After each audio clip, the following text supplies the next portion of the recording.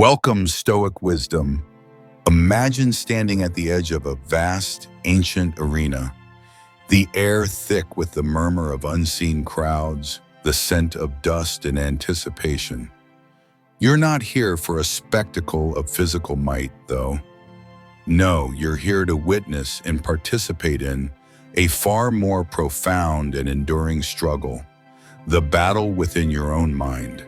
In a world that often lures you with fleeting pleasures and external triumphs, it's easy to overlook the true theater of your existence.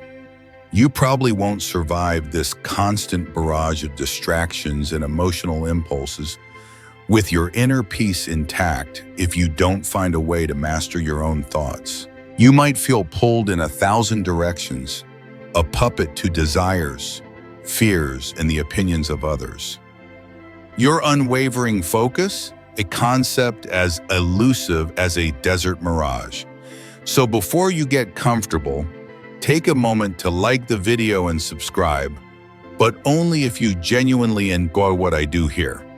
Go straight into the story, no extra headings.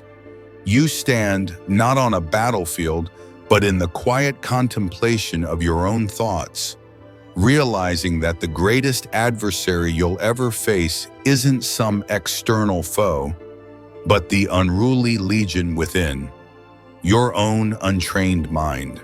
This is the call to the inner war, the Stoic awakening to the truth that your most crucial battles are fought and won or lost, not in grand arenas, but in the silent chambers of your consciousness. Think of it. The constant barrage of worries, the nagging self-doubt, the surge of anger at an inconvenience, the relentless craving for more. These aren't external attacks, but internal skirmishes. They arise from your own judgments, your own reactions. The Stoics, from Zeno, who first gathered his students by the painted porch, to Epictetus, the former slave who taught that true freedom lies solely in the mind, all pointed to this fundamental truth. Your external circumstances are largely indifferent. It's how you perceive and respond to them that determines your peace or lack thereof. You might find yourself wishing the world would just be easier or that people would behave better. But what if the only thing that truly needs to change is you? It's a bit like complaining that the mirror reflects your face when you're grimacing. The mirror isn't the problem, is it? This recognition is both daunting and incredibly empowering. Daunting because it means you can no longer blame external forces for your internal turmoil. Empowering because it means you possess the ultimate control over your own state of mind. This isn't about ignoring the world's problems or becoming passive in the face of injustice. Far from it. It's about ensuring that your efforts to engage with the world come from a place of clear reason and discipline, not from a reactive, emotional churn.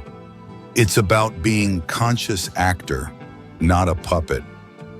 A mainstream historical fact reinforcing this idea is the consistent Stoic emphasis on the dichotomy of control, a concept we've touched upon before. You control your judgments, impulses, desires, and aversions. Everything else, your body, property, reputation, or external events, is outside your control. This isn't just an abstract philosophical point. It's the very foundation of becoming an effective inner warrior. If you spend your energy fighting battles you can't win, you'll always be exhausted and defeated. Historians still argue about how strictly this dichotomy was applied in the daily lives of ancient Stoics, but its theoretical importance is undeniable. Consider a quirky or fringe tidbit. Some ancient philosophers, not just Stoics, engaged in rigorous internal monologues or dialogues with themselves, almost like arguing with an imaginary opponent who represented their irrational thoughts or fears. Imagine sitting quietly, debating your own anxious impulses, systematically dismantling their logic with reason. This was a mental sparring match designed to build resilience and clarity. You might recall our earlier discussion about the circle of control. This is a direct application of that wisdom to the very landscape of your mind. You are learning to recognize your own thoughts as potential allies or adversaries, choosing which ones to entertain and which to dismiss. The battlefield is within, and your disciplined mind is your most potent weapon. Having answered the call to your inner war, you now step onto the rigorous training ground of the mind. Disciplined mental training.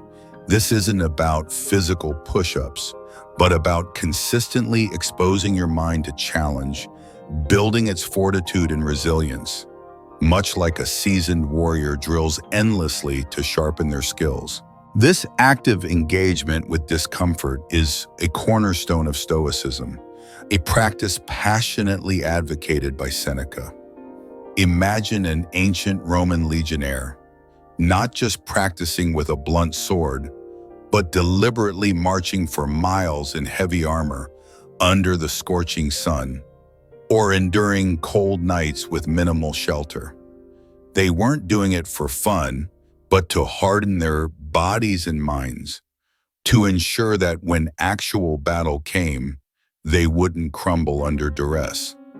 Your mental training is similar. It involves choosing to face small difficulties, to resist immediate gratification, to consciously put yourself in situations that challenge your preferences, not to suffer, but to build an unshakable inner core.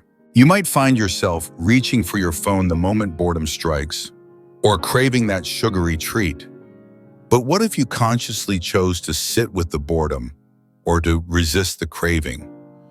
What if these small acts of mental self-denial are actually building powerful, invisible muscles? It's a bit like learning to lift weights. You don't feel stronger in the moment, but over time, your capacity grows exponentially. This practice is about building an emotional immune system. By regularly experiencing and mastering minor discomforts, you inoculate yourself against the shock of major misfortunes. When genuine adversity strikes, and it will because life is nothing if not a relentless series of tests, you won't be caught off guard. You'll have a mental toughness, a quiet confidence that says, "I've faced harder things than this, and I can endure." This isn't about becoming hardened or uncaring.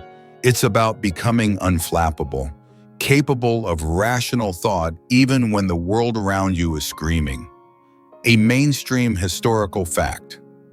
Seneca frequently advised his students and practiced himself, deliberately living simply, eating plain food, and even enduring poverty for short periods. He saw this as a vital exercise for the soul, teaching independence from material comforts and preparing for potential future losses.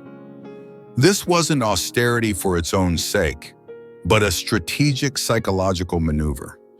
Historians still argue whether Seneca's personal immense wealth sometimes conflicted with his advocation of simplicity, but the philosophical value of voluntary discomfort remains a central Stoic tenet. Consider a quirky or fringe tidbit. Some ancient philosophers would intentionally walk barefoot in harsh conditions or sleep on the bare ground, not out of necessity, but as a deliberate act of self-mastery. Imagine the surprise of passers-by seeing a respected intellectual engaging in such practices. This was a direct challenge to the body's preferences, aimed at strengthening the mind's command. You might recall our earlier exploration of voluntary discomfort in the ancient tree narrative. Here it's approached with the focused intensity of a warrior preparing for battle. You are forging your inner discipline, one deliberate, uncomfortable choice at a time, building an unbreakable spirit ready for any challenge. Stepping out of the intense drills of mental training, you confront the stark reality of any warrior's path. accepting fate's scars. Just as no soldier emerges from battle unscathed, no life is lived without loss, disappointment, or suffering. The Stoic warrior doesn't lament these wounds but understands them as indelible marks, inherent to the journey, transforming them from sources of despair into lessons etched deep.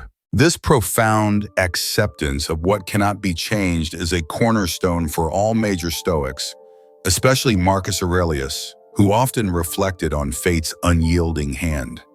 Imagine a veteran warrior sitting by a flickering fire, not boasting of victories, but quietly acknowledging the scars that crisscross their skin. Each scar tells a story of pain, yes, but also of survival, of resilience, of lessons hard won. You might find yourself grappling with a profound loss, a relationship ended, a dream shattered, a health challenge arisen. Your natural inclination might be to rage against the unfairness, to yearn for what was, to curse the cruel hand of fate. But the Stoic perspective gently yet firmly reminds you that some things are simply given.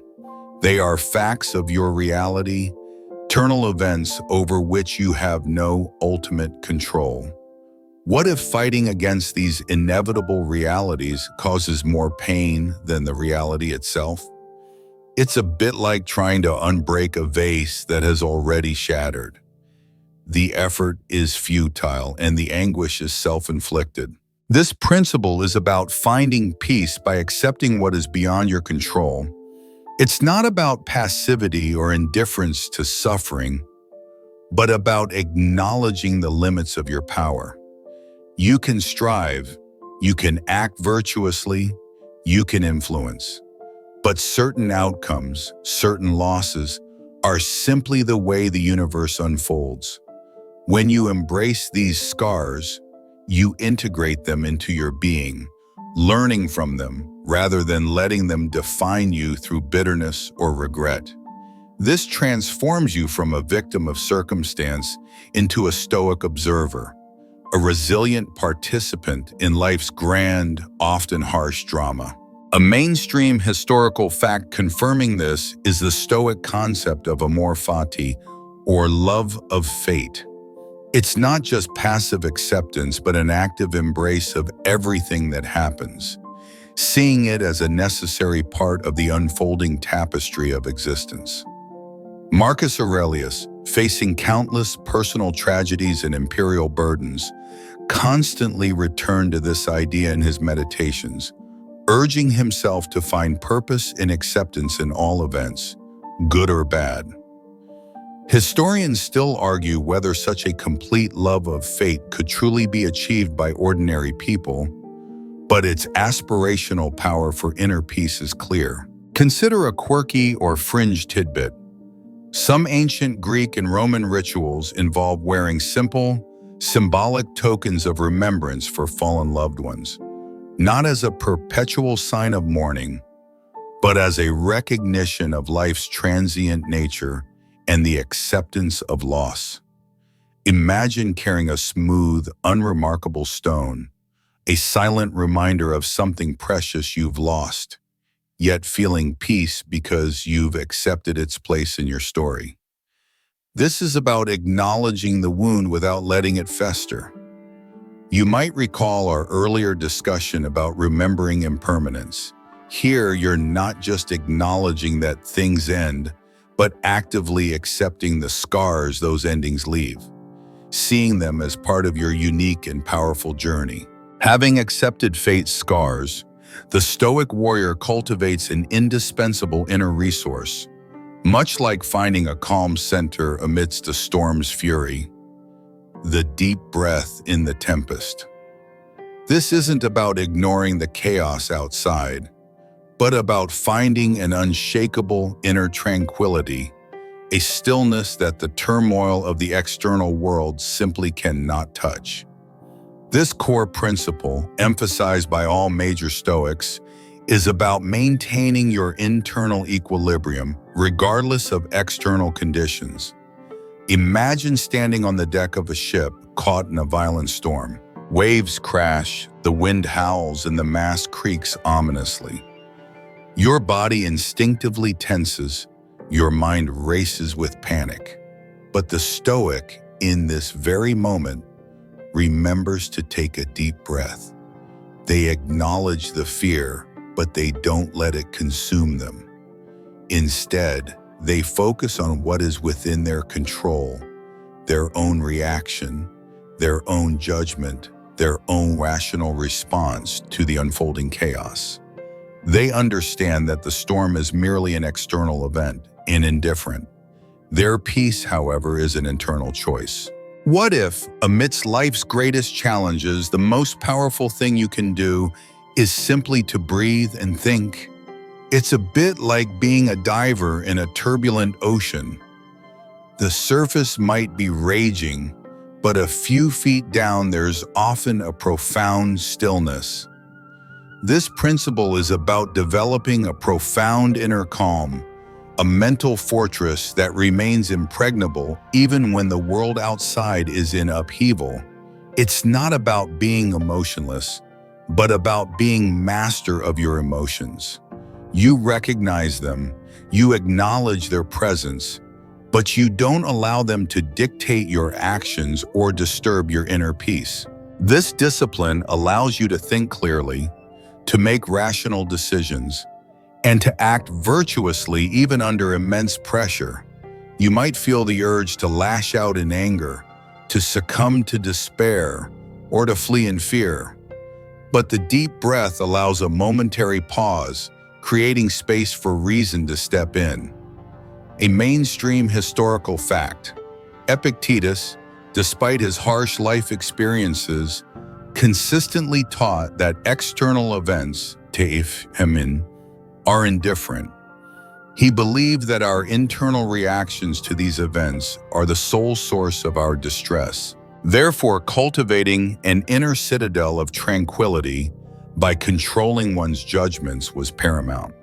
This concept of the inner citadel or fortress of the mind was famously articulated by Marcus Aurelius, a leader facing constant external threats and personal losses, yet who found solace and strength in his internal discipline. Historians still argue about the precise techniques Stoics use to achieve such profound tranquility in moments of extreme duress. But mental exercises and constant self-awareness were undoubtedly key. Consider a quirky or fringe tidbit. Some ancient philosophers and even martial artists practice specific breathing techniques not just for physical control, but for mental composure in intense situations. Imagine a warrior in ancient Greece performing a series of controlled breaths before entering battle, not to relax, but to sharpen their focus and calm their nerves. This was a physical manifestation of internal discipline, a way to anchor the mind when everything else was chaotic. You might recall our discussions on accepting what cannot be changed. The deep breath in the tempest is the active moment-by-moment practice of that acceptance, allowing you to ride the waves of life without capsizing. Having found your calm amidst the tempest, you now face a truly humbling, yet liberating challenge on the warrior's path: contemplating the self's impermanence. This isn't just about acknowledging your own mortality, but actively confronting the transient nature of everything you associate with self: your status, your wealth, your reputation, even your physical form. It's an exercise in memento mori, a stark reminder that all external attachments will eventually crumble, leaving only your character. This profound thought was often embraced by Marcus Aurelius in his deepest reflections. Imagine a grand emperor draped in purple robes, surrounded by power and opulence. Now strip away the robes, the palace, the legions, the very breath. What remains? Nothing that the world can see, yet everything that truly matters. You might cling fiercely to your achievements, your social standing, or your accumulated possessions, believing them to be extensions of who you are. But the Stoic warrior understands that these are merely temporary loans from fortune, easily granted and just as easily recalled. What if the very things you strive hardest to acquire are also the chains that bind you to anxiety and fear of loss? It's a bit like building a magnificent sandcastle, then weeping when the tide comes in. The castle was never truly yours to keep, only to enjoy for a time. This contemplation isn't meant to breed nihilism or apathy, quite the opposite. By acknowledging the inevitable demise of all external selves, you free yourself to focus on the one thing that truly endures, your virtue and your reason. It sharpens your priorities, my friends, urging you to live each moment with integrity and purpose, because these are the only true possessions that cannot be taken from you. It transforms fear of loss into appreciation for the present. A mainstream historical fact. Marcus Aurelius, despite being one of the most powerful men in the world, constantly reminded himself of death and the transient nature of all things in his personal writings, the Meditations. He believed that this awareness helped him to remain humble, to act justly, and to live fully without undue attachment to fleeting external goods. Historians still debate the extent to which this constant contemplation of death affected the public persona of emperors, but for Marcus, it was a deeply personal discipline. Consider a quirky or fringe tidbit. In some ancient philosophical schools, students would deliberately expose themselves to the sight of funerals or graves, not for morbid curiosity, but as a practical exercise in confronting mortality directly. Imagine attending a somber procession, not as a spectator, but as an active participant in the universal truth it represents. This tangible reminder served to cut through the illusions of permanence. You might recall our earlier discussions on remembering impermanence and accepting fate's scars. This is the deepest dive into those concepts. Understanding that even yourself, as the world perceives it, is ultimately transient. By facing this truth head-on, you become an indomitable spirit, unbound by the fear of what can be lost. With the humbling truth of your own impermanence etched into your awareness, you now sharpen your most vital weapon as a warrior of the mind, the armor of objectivity. This isn't about being cold or uncaring, but about training yourself to see the world and your place in it without the distorting lens of emotion or bias. This crucial discipline of clear perception was at the heart of Epictetus's teachings, enabling him to find freedom even in slavery. Imagine you're standing before a polished shield, its surface gleaming. If you breathe on it, if you smudge it with your emotional fingerprints, the reflection becomes distorted, unclear. You see not what is, but a warped version filtered through your anger, fear, or desire. The Stoic warrior, however, constantly wipes this shield clean, striving to view reality with unblemished clarity. When a setback occurs, your immediate emotional response might be, "This is terrible." But the armor of objectivity prompts you to ask, "Is it truly terrible? Or is it merely an event to which I am choosing to assign a negative judgment?" What if most of your distress comes not from what happens, but from the subjective stories you tell yourself about what happens? It's a bit like complaining about the taste of water when you've just eaten something bitter. The water itself isn't bitter, your palate is. This principle is about detaching the event from your judgment of it. When someone insults you, the insult itself is merely sounds or words. Your suffering arises from your decision to be offended, from your internal agreement with the idea that the insult has power over your worth. By questioning that judgment, by donning the armor of objectivity, you render the insult harmless. This radical shift in perspective gives you immense power.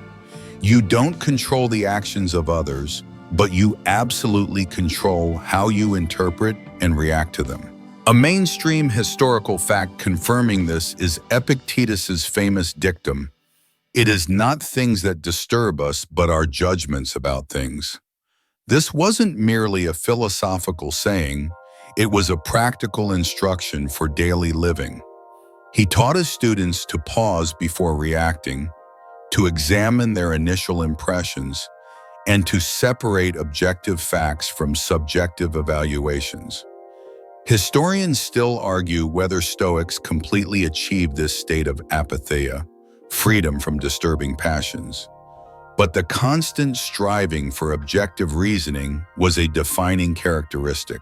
Consider a quirky or fringe tidbit. Some ancient philosophical schools used a technique called prosoche, or attention, which involved a continuous, moment-by-moment awareness of one's own thoughts and impressions. Imagine a constant internal sentinel, guarding the gates of your mind, questioning every incoming thought before it can take root and sway your emotions. This is the practical application of building your armor of objectivity, a diligent, quiet vigilance. You might recall our earlier discussion about questioning judgments and perceptions. This is the full donning of that mental armor, preparing you to face any external event with a calm, clear, and unshakable mind. With the armor of objectivity now firmly in place, protecting your perceptions from emotional distortion, you discover a powerful, life-affirming weapon in your warrior's arsenal, the abundant resource of gratitude. This isn't a passive sentiment, but an active, disciplined practice of valuing what you have, turning it into an unbreakable shield against the arrows of discontent and dissatisfaction. Philosophers like Marcus Aurelius consider this a daily, vital exercise for inner peace. Imagine a warrior standing on a desolate plain after a long campaign. They could focus on the dust, the fatigue, the scarcity of resources. Or they could consciously shift their gaze to the sturdy boots on their feet, the clear water in their canteen, the quiet strength of their comrades beside them, the simple fact of another sunrise. Gratitude isn't about ignoring hardship. It's about acknowledging it, then actively seeking out and appreciating the small, overlooked blessings that persist even in adversity. You might find yourself constantly comparing your situation to others or fixating on what you lack. But what if focusing on what you do possess is the key to unlocking an inexhaustible source of inner wealth? It's a bit like owning a magnificent sword and complaining it isn't also a shield. You're missing the immense power of what you already have. This principle emphasizes that true richness isn't measured by external accumulation, but by internal appreciation. It's a continuous act of identifying and valuing the good in your life, even in challenging circumstances. When you cultivate gratitude, you become less susceptible to the fleeting whims of fortune. A setback might occur, but you can still be grateful for the lesson learned, for the health you retain, for the support system around you. This conscious practice transforms you from a perpetual seeker of more into a contented master of enough. A mainstream historical fact. Marcus Aurelius, in his private meditations, frequently expressed deep gratitude for his mentors, his family, his opportunities, and even the rational order of the universe. This wasn't mere politeness, but a deliberate mental exercise he used to maintain his equanimity and focus amidst the immense pressures of governing an empire. Historians still argue whether Stoic gratitude was always a deeply felt emotion or primarily a rational exercise, but its function in fostering resilience was undeniable. Consider a quirky or fringe tidbit. Some ancient Stoics would practice a mental exercise where they imagined losing everything they held dear, their wealth, their home, their loved ones, and then, moment by moment, mentally reacquiring them, feeling a profound surge of relief and appreciation for each item. Imagine briefly pretending your sight is gone, then opening your eyes and experiencing the world with fresh, overwhelming gratitude for vision. This sharpens your awareness of commonplace blessings, turning them into profound gifts. You might recall our earlier discussion about accepting fate's scars. Gratitude is the proactive companion to that acceptance, finding light even in the shadow of loss. You are building an internal treasury filled not with gold, but with the boundless riches of appreciation. With your spirit fortified by the abundant resource of gratitude, you now wield the warrior's most potent weapon, the unwavering sword of virtue. This isn't about mere good deeds for show or reward, but about an unshakable commitment to integrity, honesty, courage, justice, and wisdom, simply because they are inherently good. This core principle, foundational to Stoicism from Zeno of Citium onward, dictates that virtue is the sole true good, rendering all else indifferent. Imagine a warrior in the heat of battle. They don't fight bravely because a general is watching or because they expect a medal. They fight bravely because it is the very nature of a warrior to be courageous, because their integrity demands it, and because it aligns with their inner sense of right. You might find yourself in the situations where a lie could be convenient, or a compromise of your values might offer a temporary advantage. But the sword of virtue reminds you that these fleeting gains come at the cost of your true self. What if the most powerful act you can perform is simply to be virtuous, regardless of external circumstances?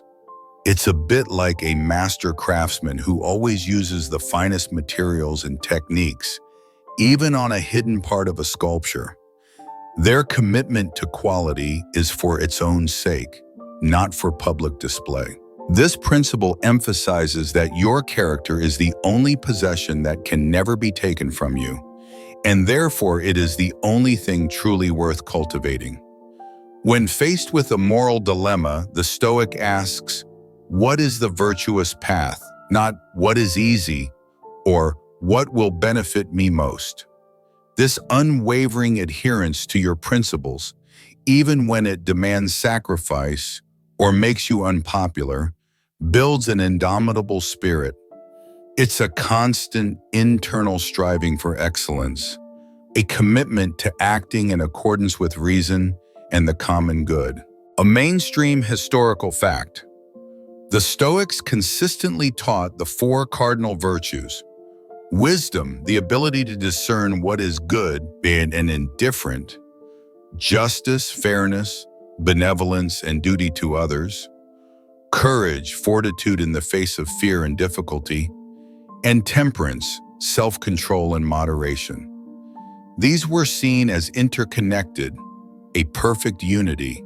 To possess one was, in a sense, to possess them all, forming the bedrock of a flourishing human life.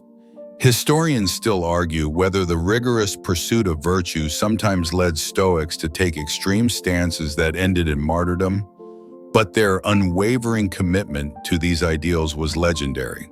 Consider a quirky or fringe tidbit. Some ancient Stoic teachers would deliberately create situations where students had to choose between personal gain and virtuous action, almost like real-time ethical drills.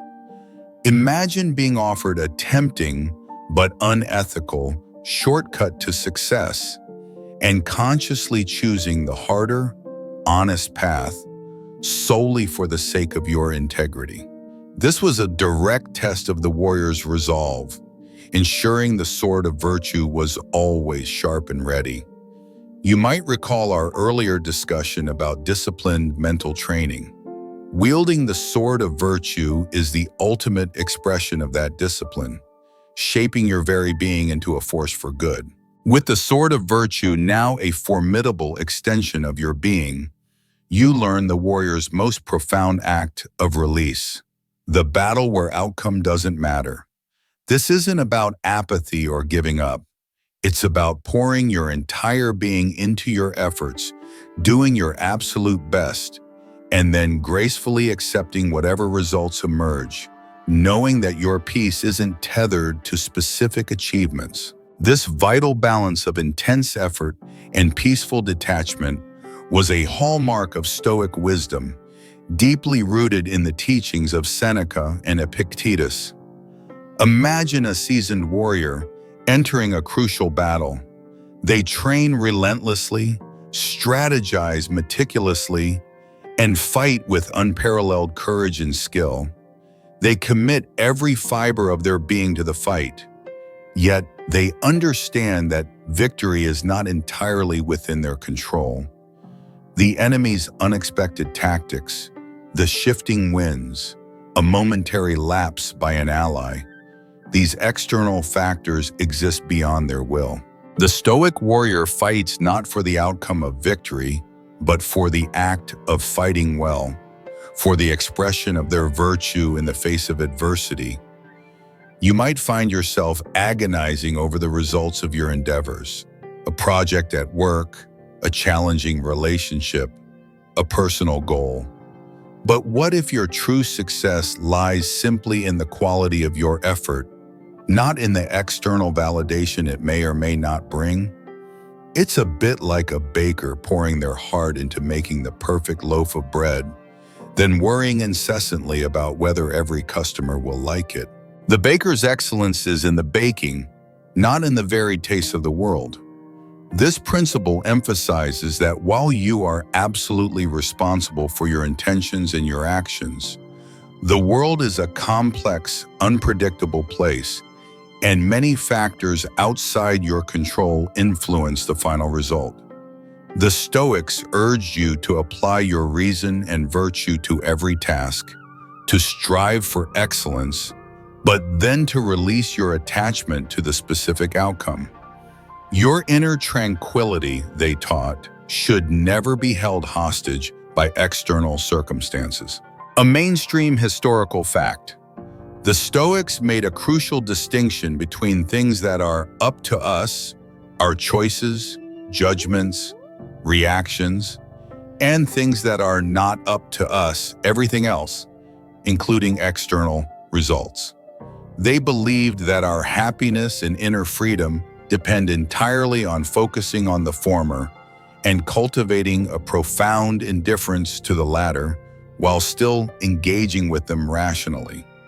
Historians still argue whether this emphasis on detachment from outcomes could sometimes lead to a lack of ambition or a fatalistic resignation in some adherents. But for the Stoics, it was a path to psychological robustness. Consider a quirky or fringe tidbit. Some ancient Roman gladiators before a fight would make offerings not for victory, but for courage and skill in the arena. Their focus was on performing their duty bravely, regardless of whether they survived or won. Imagine a gladiator, knowing the high stakes, yet focusing solely on the precision of their sword work and the strength of their shield, rather than the roar of the crowd or the threat of death. This embodies the profound detachment from outcome. You might recall our earlier discussion about accepting fate's scars. This is the proactive extension of that acceptance. Fighting your best battle, knowing that the universe will determine the final scene, and your worth remains intact regardless. With your disciplined effort now complete and the outcome serenely accepted, you arrive at the ultimate guiding principle for the warrior of the mind, reason's unwavering compass. Just as a seasoned commander navigates through the fog of war using clear intelligence and strategic thought, you learn to make every choice based on rational assessment rather than being swayed by the volatile currents of emotion. This is the bedrock of Stoic ethics, originating with Zeno of Citium and relentlessly championed by every Stoic who followed. Imagine your inner self as a ship at sea. Emotions are the unpredictable winds and waves capable of tossing you about, diverting you from your course, or even capsizing your vessel. Fear screams, "Turn back." Desire whispers, "Chase that fleeting pleasure." Anger roars, "Retaliate." But reason is the steady compass in your hand, always pointing towards what is truly good, truly virtuous, truly aligned with your long-term well-being and the rational order of the universe. What if the greatest strength isn't found in what you feel, but in what you choose to do despite what you feel?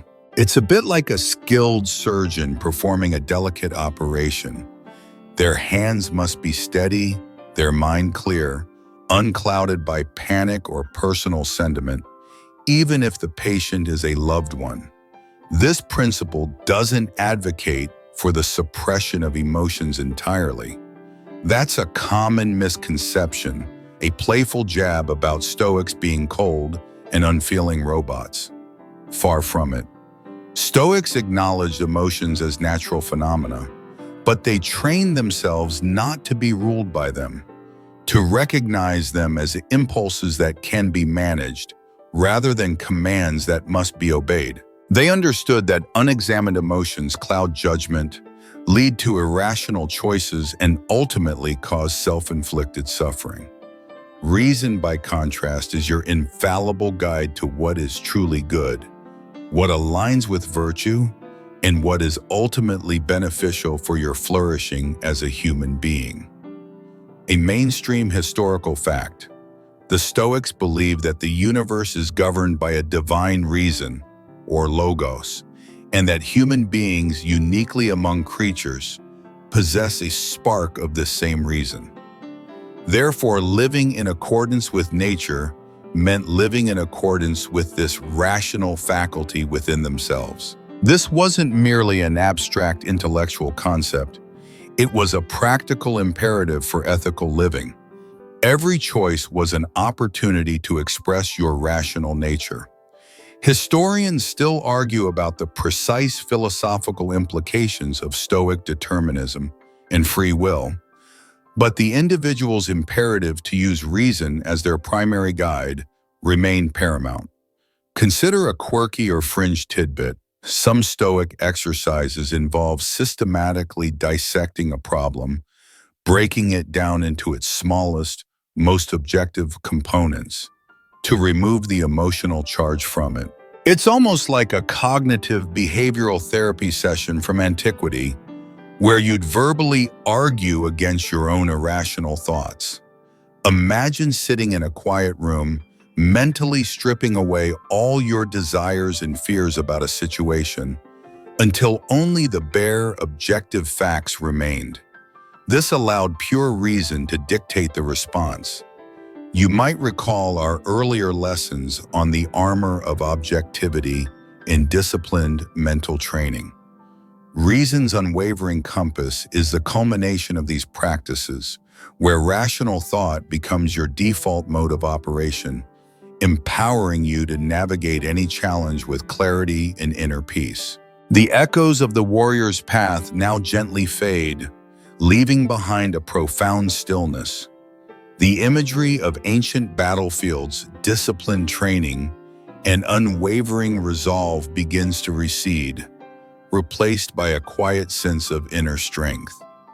You've journeyed through the Stoic lessons of mental discipline and hardship, understanding that true mastery isn't found in external victory, but in the unwavering control of your own mind. Feel your breath soften, slowing to a calm, steady rhythm. The anxieties of the day, the pressures of external demands, they all seem a little more distant now. a little less capable of disturbing your peace. You carry within you the quiet power of a warrior who knows that the greatest battles are won from within, armed with potions, acceptance, gratitude, virtue, and above all, reason. Let this wisdom settle deep within you, a silent guardian for the night. Rest now knowing that your inner discipline is your truest shield, guiding you towards a tranquil and purposeful sleep.